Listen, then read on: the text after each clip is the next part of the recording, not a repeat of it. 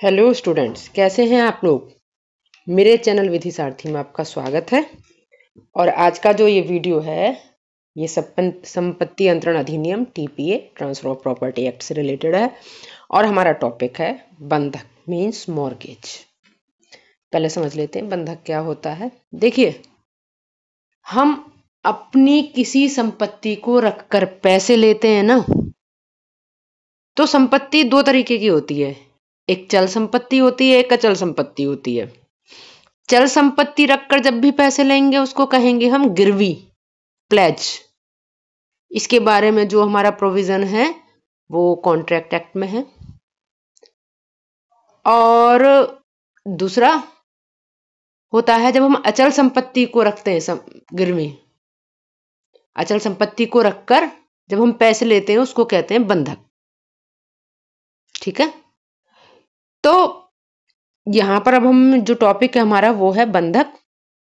और बंधक सेक्शन 58 में डिफाइन है। बंधक क्या होता है, बंधक कर्ता क्या होता है, बंधकदार क्या होता है, बंधक संपत्ति क्या होती है, बंधक धन क्या होता है, ये सारी डेफिनेशन 58 में है। तो बंधक क्या है, अचल संपत्ति को रखकर उसके बदले में पैसे लेना, विक्रय नहीं। फिर जब हम पैसे लौटा देंगे हमारी संपत्ति को आप हमें वापस कर देना।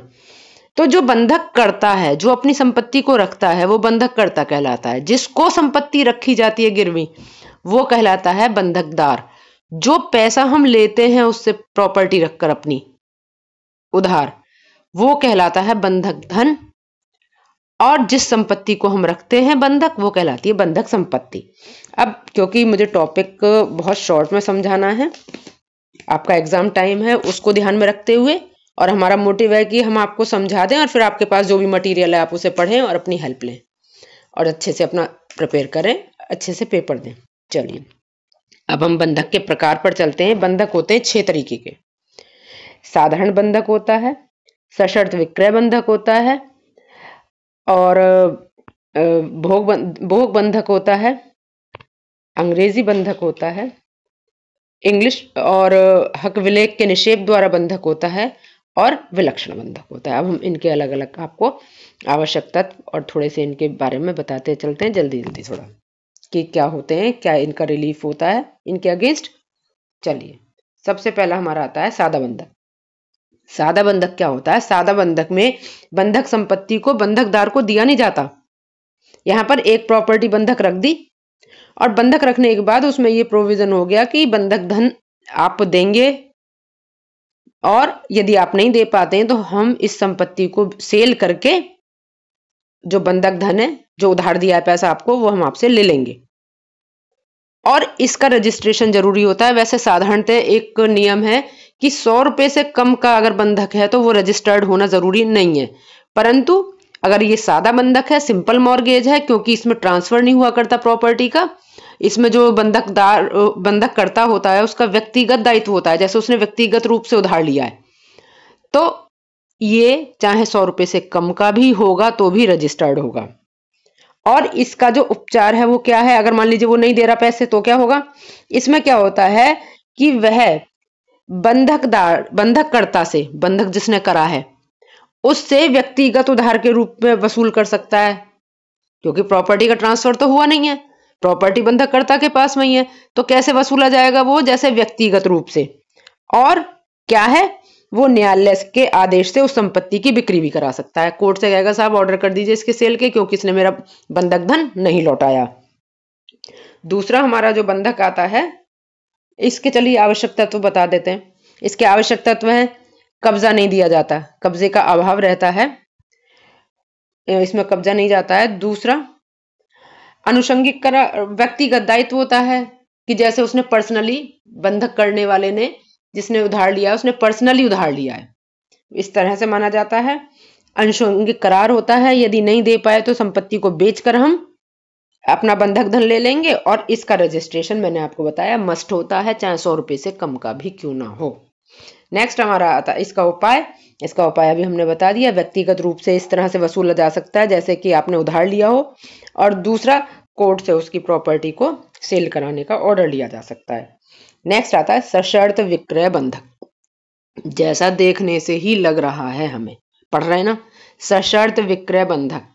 ये conditional cell, mortgage by conditional cell, इस बंधक में एक शर्त होती है कि ये दिखावटी विक्रय है। सेल डीड होता है, बंधक होता है, परंतु उसमें एक नीचे शर्त होती है कि यदि बंधक धन ना चुकाया गया एक सर्टेन पीरियड के अंदर, निश्चित समय में यदि आपने बंधक धन नहीं दिया, तो ये मॉर्गेज डीड जो है, ये बंधक विलेख जो है, ये सशर्त विक्रय बंधक है। तो ये किस में कन्वर्ट हो जाएगा?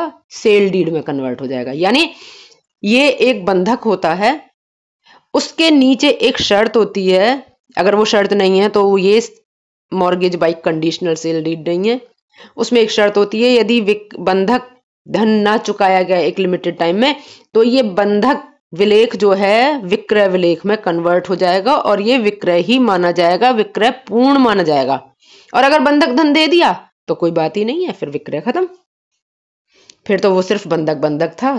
ठीक है, तो अब हम इसके देखते हैं, इसकी आवश्यक शर्तें क्या हैं कि एक निश्चित अवधि में धन का भुगतान ना होने पर विक्रय क्या हो जाएगा? पूर्ण हो जाएगा। भुगतान कर दिया, शून्य हो जाएगा। और संपत्ति जैसे ही पैसे दे दिए, संपत्ति वापस से जो क्रेता है वो उसके पास वापस चली जाएगी और ये बंधक माना जाएगा सेल डीड का, इससे कोई लेना देना फिर नहीं होगा। और अगर नहीं देते हैं तो जब्ती का अधिकार हो जाता है, उसे जब्त कर सकता है। और इसका रजिस्ट्रेशन की जहां तक बात आती है, तो रजिस्ट्रेशन की बात यहाँ है कि अगर ये 100 रुपए से कम का है तो इसका रजिस्ट्रेशन कराना आवश्यक नहीं है, 100 रुपए से अधिक पे ही इसका रजिस्ट्रेशन होगा। इसका उपाय है कि वो क्या कर सकता है, यहाँ पे जो बंधकी वर्ड आ रहा है, बंधकी माने जिसने लिया है, वो क्या, उसको क्या अधिकार है कि बंधक, जो बंधक करता है, बंधकी मीन्स बंधक करता, उसको ये रेमेडी है कि जैसे ही वो बंधक धन कोर्ट में जमा कर देगा, निक्षेप माने जमा कर देगा, तो वो क्या करेगा कि ये है कि जैसे ही पैसा जमा कर दिया, अब भाई सेल नहीं होगी। और अगर पैसा जमा नहीं करता है तो बंधकदार का क्या राइट है कि साहब इसने पैसा नहीं जमा किया टाइम से, और अब आप इसको, जो बंधक है ये सशर्त बंधक है, इसको सेल में कन्वर्ट कर दिया जाए, ये सेल डीड माना जाए, और अब ये अपनी संपत्ति को वापस नहीं ले सकता। सही है। नेक्स्ट आता है हमारा, इसका आवश्यक तत्व क्या होते हैं? ये दिखावटी बंधक होता है, दिखावटी बिक्री होता है। दिखने में सेल डीड है, परंतु जैसे ही पैसा दे दिया तो बंधक विलेख हो गया, पैसा नहीं दे पाया तो सेल डीड बन गया। ठीक है। और इसकी शर्तें क्या होती है कि निश्चित समय में धन नहीं अदा करोगे तो विक्रय क्या हो गया? पूर्ण हो गया, और पैसा अदा कर दिया तो विक्रय शून्य हो गया, और संपत्ति वापस लौटा दी जाएगी उसको, बंधककर्ता को। नेक्स्ट हमारा आता है, नेक्स्ट हमारा जो अभी सारे टॉपिक थे, नेक्स्ट हमारा आता है भोग बंधक। भोग बंधक का अर्थ समझ लीजिए, इनको बस समझ लो एक बार, समझने के बाद पढ़ना इजी है। भोग बंधक ऐसा बंधक कि हमने ये संपत्ति पर आपसे पैसे उधार लिए, प्रॉपर्टी गिरवी रखी, एक सामान्य लैंग्वेज में प्रॉपर्टी को गिरवी रखा, उससे के बदले में आपसे पैसे लिए, और आपसे ये कह दिया भैया इस प्रॉपर्टी से जो भी लाभ मिल रहे हैं, किराया मिल रहा है, फसल मिल रही है, जो भी कुछ मिल रहा है उसे लेते जाओ, अपना कब्जा ले लो संपत्ति पे, इससे जो लाभ हो रहे हैं उसमें से बंधक धन, ब्याज, जो भी कुछ है वो काटते रहो अपना, और जैसे ही वो पूरा हो जाए तुम्हारा पैसा भी, तुम्हारा ब्याज भी, हमारी प्रॉपर्टी हमको लौटा देना। ये होता है भोग बंधक। और इसके भोग बंधक के आवश्यक तत्व क्या होते हैं? इसके आवश्यक तत्व होते हैं कि कब्जे का परिधान होता है, बंधक करता बंधक ग्रहीता को अपनी प्रॉपर्टी का दान, वो कब्जा दे देता है, मैंने जैसे आपको बताया। और कब्जा किस लिए देगा? यहां पर दूसरा क्या है कि उसको उसके सेल का राइट नहीं होगा, सेल करने का राइट नहीं है यहां पर सिर्फ इतनी बात है कि भाई तुम इसे यूज करते रहो, किराया है, लाभ है, जो कुछ है लेते रहो, और जैसे ही तुम्हारा पैसा पूरा हो जाए, तुम्हारा ब्याज पूरा हो जाए, मेरी प्रॉपर्टी मुझे लौटा देना, इसमें सेल का राइट नहीं आएगा। और रजिस्ट्रेशन की बात है, अगर 100 रुपए से अधिक है तो रजिस्टर्ड होगा, अदरवाइज रजिस्टर्ड नहीं होगा। सिर्फ एक सादा बंधक ऐसा बंधक है जो 100 रुपए से कम का होगा तब भी रजिस्टर्ड होगा, बाकी सब यदि 100 से कम है तो रजिस्ट्रेशन की जरूरत नहीं है। और नेक्स्ट क्या आएगा इसका कि जो बंधक संपत्ति है उससे किराया और लाभ प्राप्त करने का अधिकार है, जब तक चाहो, जब तक आपका पैसा ना पूरा हो जाए, आपका ब्याज पूरा कंप्लीट ना अदा हो जाए, जब तक आप इसको रखते रहिए। और इसमें व्यक्तिगत दायित्व नहीं होता है बंधककर्ता का, जो भी कुछ है प्रॉपर्टी से वसूलते रहो, ना सेल करो, कब्जा ले लो, जितना भी जो भी तुम्हारा पैसा है इसके से जो लाभ हो रहा है उससे वसूलते रहो। और दूसरा, बंधक की कोई अवधि निश्चित नहीं होती, क्योंकि अवधि किस पर डिपेंड करेगी? बंधक धन के वसूल होने पर। जो लाभ है वहां से बंधक धन जितना वसूल होता रहेगा, जब तक वसूल होता रहेगा तब तक आप उस मेरी प्रॉपर्टी को आप अपने पास रख लो। ये है हमारा भोग बंधक। इसका रिलीफ क्या होता है, इसका उपचार क्या होता है? इसका उपचार यह होता है कि जो बंधक ग्रहीता है बंधक संपत्ति को अपने कब्जे में जब तक बनाने का हकदार होता है, जब तक कि उसका पूरा मूलधन प्लस ब्याज दोनों चीज उसको नहीं मिल जाती। नेक्स्ट हमारा आता है अंग्रेजी बंधक। अंग्रेजी बंधक क्या होता है? अंग्रेजी बंधक ये होता है कि बंधककर्ता कहता है कि बंधक धन को मैं एक निश्चित अवधि तक अदा कर दूंगा। एक सर्टेन डेट रख देते हैं कि भाई जो तुमसे मैंने पैसा लिया है, बंधक धन लिया है, उसको मैं एक निश्चित अवधि तक खुद अदा कर दूंगा, खुद दे दूंगा, आपको पे कर दूंगा। और बंधक संपत्ति जो होगी वो अंतिम रूप से और इस प्रकार किसी प्रोविजन के तहत वो उसको ट्रांसफर करता है कि जैसे ही पैसे दे देंगे वैसे ही प्रॉपर्टी को आप मेरी लौटा देना। तो ये है इंग्लिश मॉर्गेज। इसके आवश्यक तत्व जो हैं वो ये हैं कि भाई एक तो क्या है, प्रॉपर्टी का ट्रांसफर होता है, एक सर्टेन डेट के लिए वो जो बंधक करता होता है वो उसका भुगतान करने के लिए व्यक्तिगत रूप से उत्तरदायी होता है, और जो ये ट्रांसफर होता है ये शर्तों पर होता है। इसमें ट्रांसफर, कब्जे का ट्रांसफर होता है, और जो बंधकी होता है, बंधक करता होता है, बंधक धन का भुगतान ना करने पर जो बिक्री का अधिकार है, ना कि जब्ती का अधिकार। यानी जो बंधकदार होगा, बंधक ग्रहीता होगा, उसको क्या राइट होगा कि वो इसको सेल करा सकता है, इसको जब्त नहीं। और नेक्स्ट, अगर 100 रुपए से कम का है तो रजिस्टर्ड जरूरत नहीं, और 100 रुपए से ज्यादा का है तो रजिस्टर्ड होगा। अब इसका उपचार देख लेते हैं। इसकी आवश्यक तत्व हमने आपको बता दिए, इसका उपचार देख लेते हैं। इसका उपचार सिर्फ एक है कि वो बंधक का ना अगर भुगतान नहीं किया जाता है तो वो उसका विक्रय करवा सकता है। नेक्स्ट आते हैं हक विलेखों के निषेध द्वारा बंधक, mortgage by depositing title deeds. यानी जो आपकी प्रॉपर्टी के कागज हैं, निक्षेप माने जमा करना, डिपॉजिट करना, वो व्यक्ति आपकी प्रॉपर्टी के कागज रख लेगा, आपको पैसा उधार दे देगा। और ये जो है ये हमारे टाउन में यानी कलकत्ता, मद्रास और बॉम्बे, इन नगरों में से किसी भी नगर में, और ऐसे अन्य नगर में जो राज्य सरकार भाई लिख दे कि भाई इसमें भी अधिसूचना जारी करके कि ये इन पर भी लागू होगा, तो ये वहां लागू होता है। और इसके आवश्यक तत्व क्या होते हैं? इसमें टाइटल जमा होता है। ये कुछ ही जगह पर है जो आपको बताया, कलकत्ता, बंबई, मद्रास में। और इसमें क्या होता है, कब्जा नहीं दिया जाता।